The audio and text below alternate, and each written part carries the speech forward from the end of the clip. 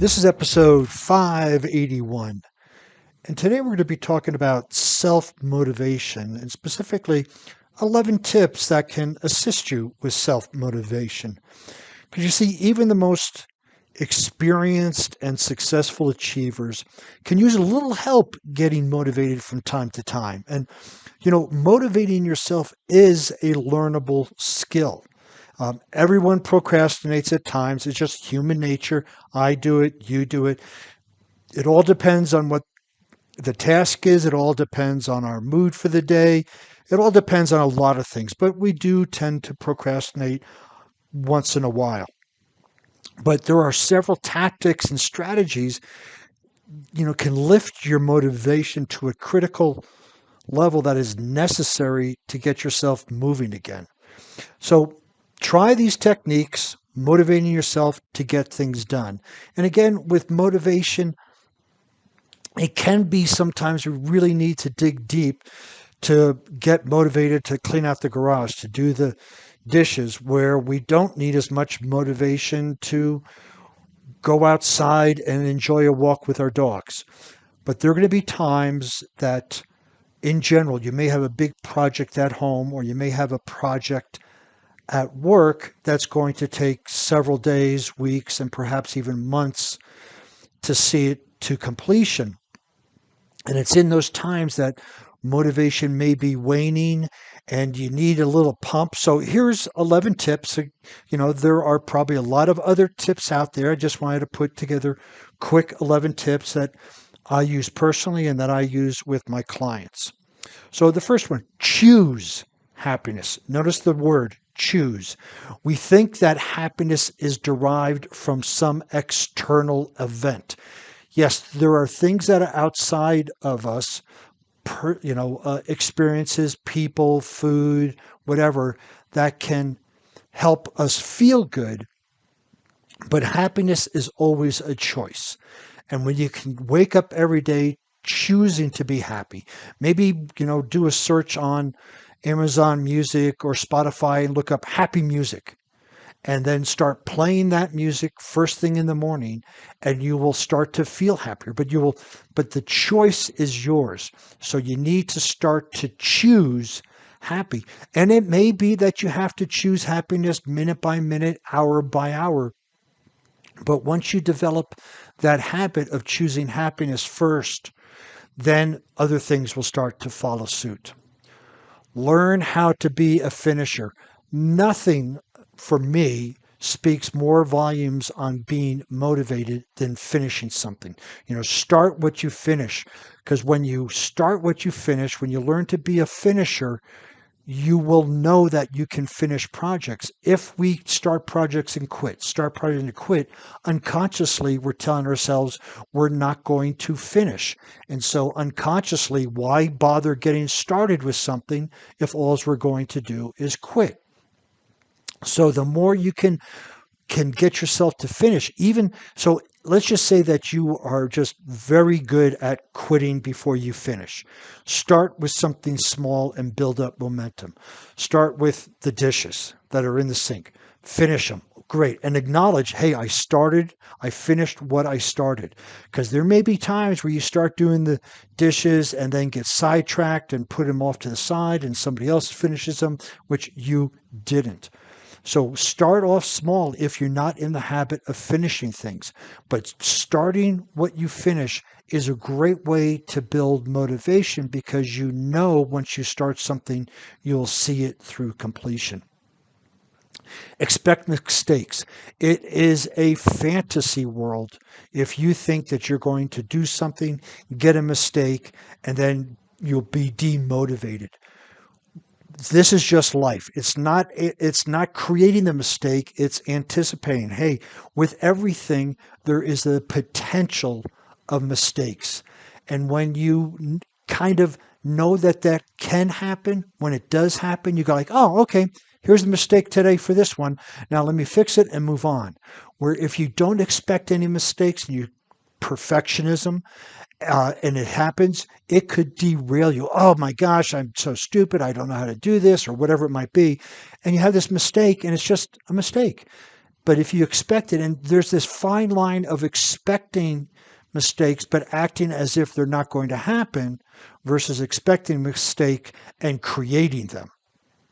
So we want to make sure we discern that difference, but don't be so naive that whatever project you're doing, the possibility of mistake will never happen. So we just want to expect the possibility of a mistake. So when it happens, we get it, we correct and continue. Keep yourself grounded, in the present. One of the things about motivation is we can get so far beyond our headlights that we go, oh, it's useless. It's such a big project. I'll never get there. Why start? But all you have is today, or all you have is this hour, or this minute, or this moment. And you go, what can I do now? I am here now. So Ram Dass used to say, be here now. But when you can keep yourself grounded in the present, then you can motivate. You can do whatever you need to do now. Yes, we have a big picture of where we want to go, but if we constantly look at all the tasks that are going to be involved in manifesting that project or completing that project, we can really overwhelm ourselves. But if you keep yourself grounded in the present and going, what can I do right now? Just right now, then that can help you. That saying is inch by inch, anything's a cinch. And that's what we want to think about here is keeping yourself grounded in the present and what can you do now? Focus on the result. Now we want to keep our eye on the result, but we also want to understand what is the process that gets us there. So we keep the result in mind, because otherwise, if we don't see a result or an end or a finish to the task, we're going to be going, why am I doing this? So we want to keep the end in mind, such as traveling to a place for a vacation, but we also want to be aware of the process to get us there. If you're driving from San Francisco to Los Angeles, we want to keep getting to Los Angeles in mind, because that's our goal. Otherwise, we end up driving all over the place. And then we focus on the process. Okay, I need to go down, the 5. I need to go down Interstate 5. I need to do this. And you set these paths on there, and eventually getting to the result, which is Los Angeles. But you want to know where you're going, what the result is. Give yourself a reward. We so often find the things that we didn't do right. We find the things that we didn't accomplish. We have been taught from school. If you went home with 3 A's and a D, most likely your parents said, why did you get the D? And never acknowledged, hey, the 3 A's are great, generally speaking. We do that at work. We are constantly being pointed out the things that we've missed or fell short on. Well, you are in charge of rewarding yourself. So when you look at something, even if you took one small action to get closer to your goal, congratulate yourself at the end of the day. We don't want to reward ourselves just for showing up. We want to reward ourselves for taking action. And that action can be through a day, a week, a month, but we want to make the reward proportional to the action, right? We don't want to make in sales one phone call and then go out and have a $500 dinner to reward the one phone call. Well, unless it turned into $1 million sale. But we want to make sure we reward ourselves, because that reward, that carrot, keeps us going. We do something, we get it done, we reward ourselves. And this can be through the process goals that we establish, or it could be the result goal that we establish. Use a timer. It is amazing. So there's a concept in lifting called an EMOM, every minute on the minute. CrossFit uses it a lot, and I've adapted it in my lifting. It's amazing. So I'll do 5 reps of something every minute on the minute. That timer starts to click down, and if I feel like it or not, that once that minute is up, I need to lift again, and I lift again, and the timer starts all over. I get more done using a timer than I do based on my feelings. And the same thing here. If you have a task you need to get done, you put a timer on. In 20 minutes, I need to get these many things done, and you get it done. It could be, 20 minutes on, 10 minutes off for a rest, whatever that is. But when you use a timer, that creates a sense of urgency, and urgency creates motivation. So use a timer. If you go to the gym, try using a timer first to see how you like it on doing EMOMs, every minute on the minute. If you don't go to the gym, then at work, put yourself into a timer of, okay, for 20 minutes, I'm going to do this, and I have to get this much done in 20 minutes, and see how that helps you. So motivation, often, sometimes we just need to take a look around and read what other people have done. So there's great inspiring messages and quotes out there. There's inspirational YouTube videos. There's so many ways for us to access motivating and inspirational messages. And we could do it either on a regular basis or when we know we're feeling a little bit low. If you do on YouTube inspirational messages, you're going to find some great short videos there. If you just want to do some quotes, do a search for inspirational quotes. But you would be amazed at watching a video, maybe a 5-minute video that contains some inspirational messages from famous people and not so famous people on what that does to pump up your energy for motivation. Consider the price of failing. So if you aren't motivated to do something, consider what will happen if you don't do it. What will happen if you don't do this, and what won't happen if you don't? So if you want to, ask for a raise, if you don't do it, well, you're not going to get the money, and you're not going to get the benefits of that with you. So consider the price of failure when you're looking at, should I do this task or finish this project, or should I not? What is the cost of failure? And that cost of failure is not only just not getting that project done, but it can result in your negative self-image. So there is a huge cost in failure, and you can balance that out as, what is the price of success? Right? What's going to happen? So you may draw, failure on one side of a piece of paper, a vertical line, success on the other side.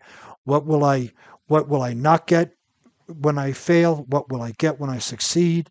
And then write that down and look at that and see how much that motivates you. Exercise. Yes, exercise. Back again. Our physical energy is the energy that drives everything else. If we are tired, if we're lethargic, we're not going to have the energy to take on many projects or finish tasks. Our motivation is going to diminish if we don't have the physical energy to see it through. So get some exercise. If at anything, just start walking, making sure, just 30 minutes a day, and then figure out how long you go in 30 minutes, and now try to make that same distance in 20, in 10, in 15 minutes. By then you should be creating a good pace, and then you can add some other things to it. Burpees, push-ups, sit-ups if you don't have a gym. But if you have a gym, go to the gym, do something, get moving. Your physical energy is the foundation, is your furnace for your motivation in other areas of your life. Measure your progress. Nothing helps us more than seeing how successful or how much we have come. I work with a lot of clients, and they set a goal and they get to 80% of it. And they go, I missed my goal by 20%. I go, no, you got 80% there. How is it you got 80%? Let's take a look at it. Let's measure your progress. Progress, right? Because we are measuring our progress, which means we're getting closer to the goal, which means we're doing things that are getting us there, which means that is a success, moving in that direction. Most people don't measure their progress. They only measure the final result. And here's what's interesting is we say we want to get X done by 3 weeks. Well, 3 weeks comes around, we don't get it done, we stop. Who says you got to quit? Just extend the time. Don't change the goal. But when we can measure our progress, we get motivated to do more and more and more. And then pretty soon we accomplish that task. So just keep in mind that most of us don't live with our mothers anymore, right? And so it's important to be able to motivate ourselves. Our moms did a great job of motivating us. Our bosses sometimes do a good job of it. But now it's time for us as big boys and girls to motivate ourselves. And the most successful people are able to harness the power of self motivation, or also called inspiration. Inspiration is internal, motivation is external. We can self motivate externally, videos, things out externally, but eventually when we can transform the motivation to inspiration, that's where the magic happens. So a high level of motivation will ensure that your work is done well and as quickly as possible. So it's time to get busy. And I'm not going to ask you, what are you waiting for? Because you'll give me an answer. Well, I'm waiting for this. I'm waiting for that. I'm waiting for this. I'm waiting for this. So what has to happen for you to get busy right now and start getting busy? If you'd like to see the show notes on this, you can go over to warriormindcoach.com, see the show notes, even listen to this podcast there. While you're there, there's some blog posts and other podcasts and a way to contact me. And since you'll be on the internet, please follow me on LinkedIn, Facebook, Instagram, and Pinterest under Warrior Mind Coach.